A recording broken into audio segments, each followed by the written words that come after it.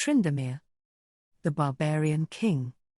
Tryndamere came into the world knowing only the harshness of survival, for the frozen steppes where his clan made their home never truly thawed.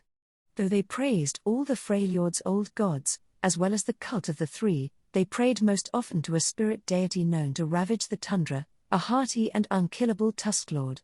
Since the raw materials required for armor were scarce, the clan instead put its resources toward the forging of great blades, inspired by their god's ivory canines. The stamina and dueling prowess of Tryndamere's people became legendary. They were able to fend off other raiding tribes, slay the great beasts of the mountains, and repel Noxians encroaching to the south. Tryndamere himself grew to be a brash and formidable warrior, but it wasn't until a particularly cruel midwinter night that his strength was truly tested.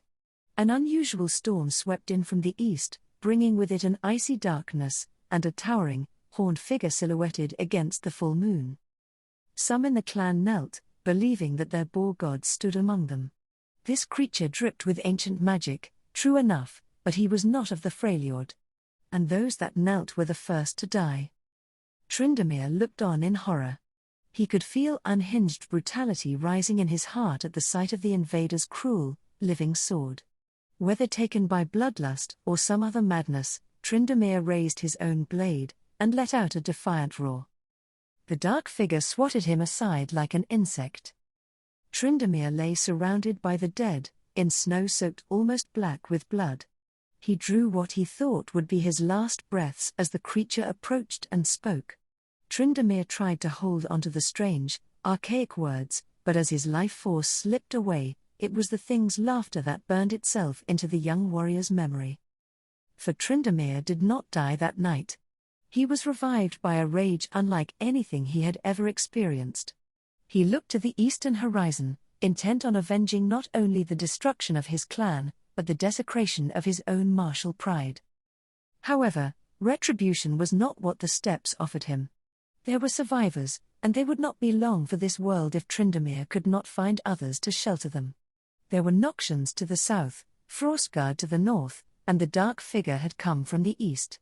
To the west, it was said that some tribes were gathering before the supposed reincarnation of Avarosa. Once, he might have dismissed such fanciful rumors, but now he knew this was his only recourse. Tryndamere and the remnants of his people arrived in the valley as little more than beggars.